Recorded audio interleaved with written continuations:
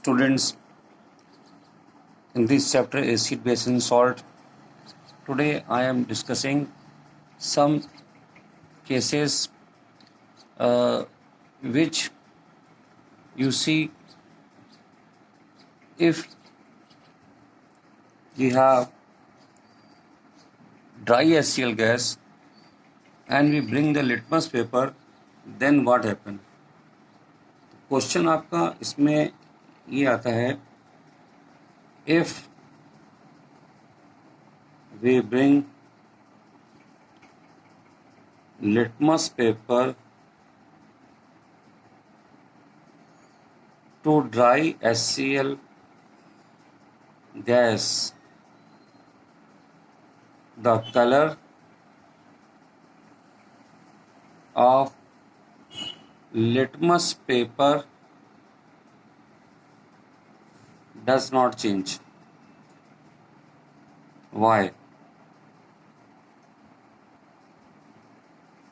As you know, hydrochloric acid gives the color change with the litmus paper.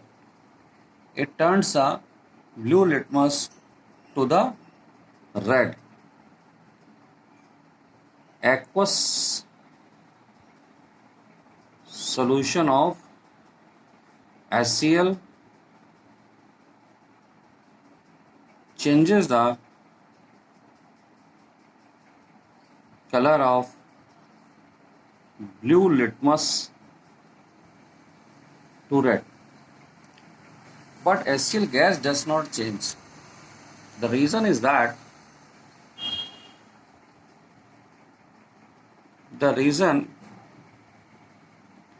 HCl gas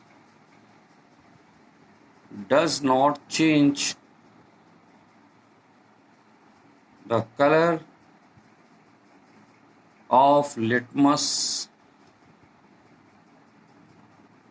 paper because dry HCl gas does not give free एचाइंस. Colour change होने के लिए हमारे पास में free एचाइंस होना बहुत ज़रूरी है, तो ये नहीं देता है. अब अगर HCl गैस को ही चेक करना है कि उस गैस है कि वो एसिडिक नेचर है कि नहीं है, तो व्हाट वी डू, उसके लिए हम क्या करेंगे, we put some drop of water on the litmus paper and now if we pass the HCl gas, then we see the change in color of litmus paper, of blue litmus paper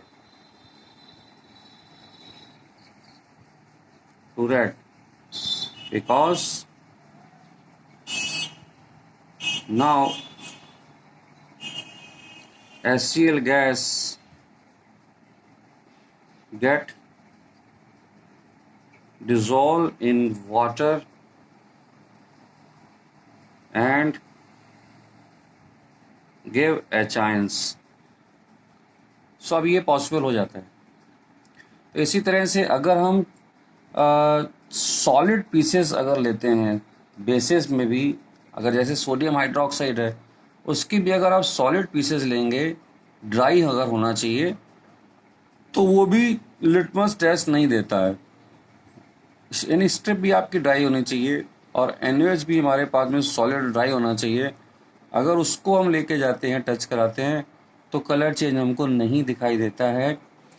तो इसका मतलब ये है कि litmus test हमको तभी मिलता है जब हम उसमें फ्री एचाइंस या OH आयंस हम लोग वहाँ पर डिसॉल्व करते हैं। तो ये एक क्वेश्चन है जो बहुत पूछा जाता है आपके यहाँ। सेकंड क्वेश्चन आपका है dilution of acid and base. ये रिलेटेड है आपका dilution of acid and base. क्या कहता है ये, इसमें क्या प्रिकॉशन रखना चाहिए? तो जो डाइल्यूशन है एसिड और बेस का,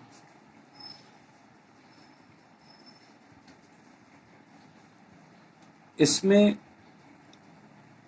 हमें मालूम है कि जो डाइल्यूशन है, dilution of acid and base is an exothermic process. Here heat is released जब हम डाइल्यूट करते हैं इसको। अब इसमें क्वेश्चन आता है कि why we should add acid to the water, not water to the acid। क्या क्वेश्चन आता है? why we should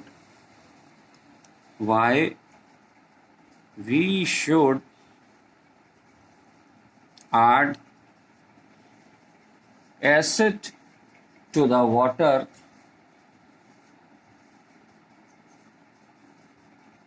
not water to acid। ऐसा क्यों करना चाहिए? हमारे पास में 2 बीकर हैं।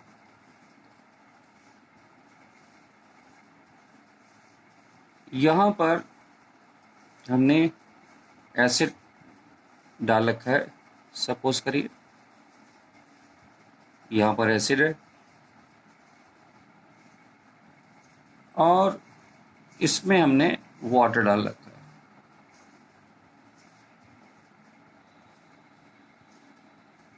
तो क्वेश्चन ये कह रहा है कि हम यहाँ पर इसमें वाटर को क्यों नहीं डाल सकते? यहाँ पर अगर हम वाटर ऐड करते हैं तो क्या प्रॉब्लम है?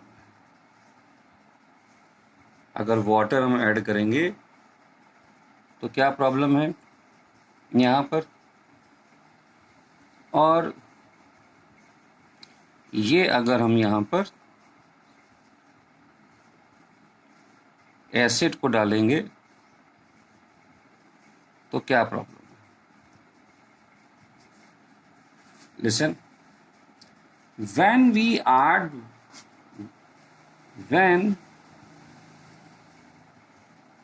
add water to acid, then heat is generated and this heat can splash the vapors of acid on our face and an accident can occur। Accident हो सकता है यहाँ पर। तो ये एक्सेप्टेबल नहीं है। लेकिन वाटर में एसिड डालते हैं तो क्या होता है? वाटर में देखिए जब एसिड डालते हैं तो यहाँ पर भी हीट तो जनरेट होती है, लेकिन जो हीट जनरेट होती है वो हीट ये वाटर एब्जॉर्ब कर लेता है यहाँ पर। But when we put acid to water, then heat generated is absorbed by water which has high latent heat and its quantity is also sufficient। तो यहाँ पर एसिड स्प्लैश नहीं करता है, क्योंकि जो भी थोड़ा थोड़ा हम एसिड डालते हैं वो यहाँ एब्जॉर्ब हो जाता है, और सॉरी ये उसमें हीट भी उतनी ज़्यादा जनरेट नहीं होती है और ये एक्सीडेंट नहीं होता। तीसरा क्वेश्चन आता है, what is common in acid and the base.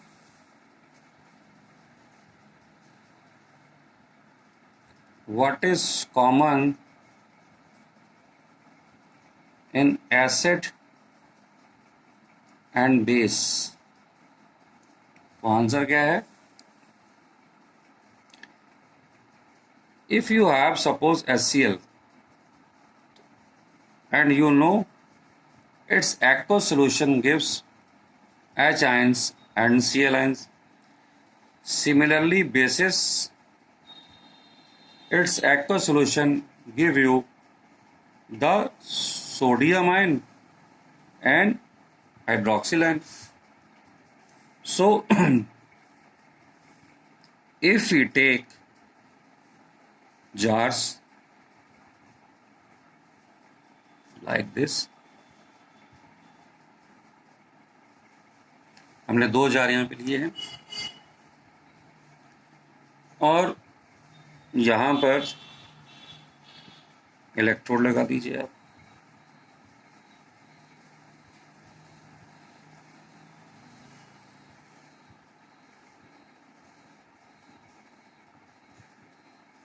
ये इलेक्ट्रोड्स लगा दिए,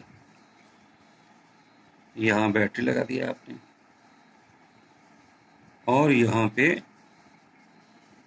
बल्ब्स लगा दिए।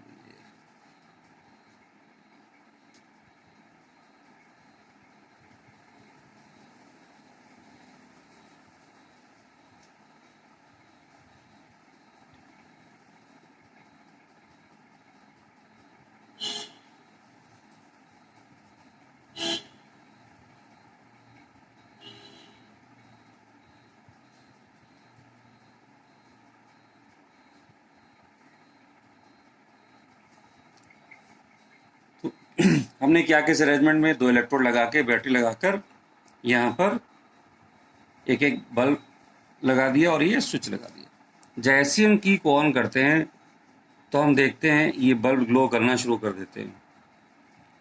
तो कॉमन बात क्या हुई कि acid and bases both conduct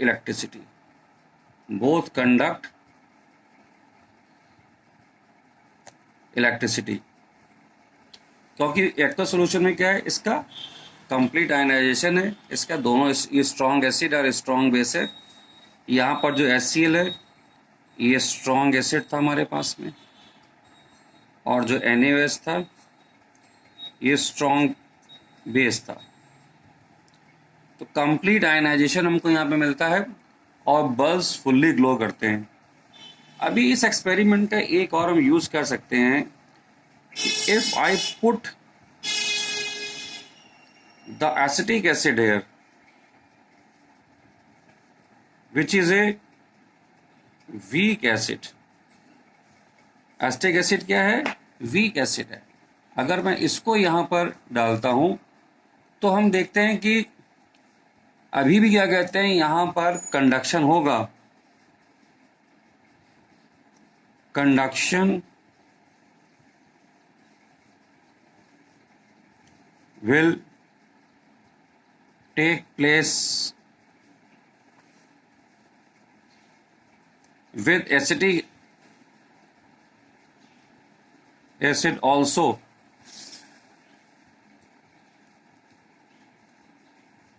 but क्या प्रॉब्लम आएगी, but bulb will glow dim dim glow करेगा। इसका रीजन क्या है? Because weak acid give partial ionisation. तो इसलिए यहां पर जो है इसकी ग्लो हमको ज़्यादा दिखाई नहीं देती है। तो ये भी हमारे पास में एक अच्छा क्वेश्चन है कि ये इस तरह से ऐसा क्यों हो जाता है। और एक चौथा क्वेश्चन इसमें आता है, why glucose and ethyl alcohol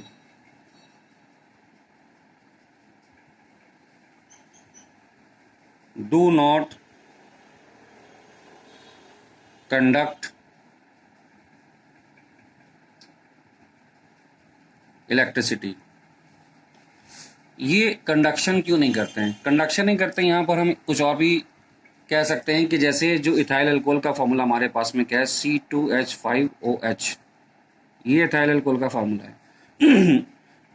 sorry.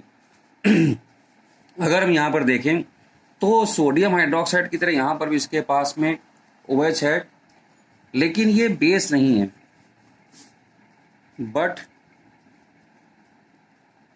It is not a base because it does not give free OH ion to conduct. ये कंडक्शन इसमें, क्योंकि फ्री OH आयन हमको नहीं मिलते हैं इथाइल अल्कोहल में, ये कंडक्शन नहीं होता है। तो इसका रीजन ही यही है। अब इसमें ये फ्री OH ना मिलने का रीजन क्या है? बिकॉज इथाइल अल्कोहल में जो बॉन्ड्स हैं वो कोवैलेंस बॉन्ड्स हैं। Reason is that ethyl alcohol has covalent bonds. यहाँ पर एटम्स के बीच में जो बॉन्डिंग है वो कोवैलेंट बॉन्ड्स हैं। इसी तरह से अगर हम ग्लूकोज की बात करें, C6H12O6। अब यहाँ देखिए बहुत सारे हमारे पास में H यहाँ पे प्रेजेंट हैं। अब ये H भी है, हमको यहाँ पर फ्री आयंस नहीं मिलते हैं। This also does not give free H ion to conduct, so it does not do conduction। तो क्वेश्चन आपको कैसे मिलेगा? ये वो बोलेगा कि बताइए ये कंडक्शन करते हैं, NOH कंडक्शन करता है, अल्कोहल नहीं करता है, या HCl कंडक्शन करता है तो ग्लूकोज नहीं करता, यहाँ पर भी H है। तो इस तरह इसको हम एक्सप्लेन कर देंगे। Okay students.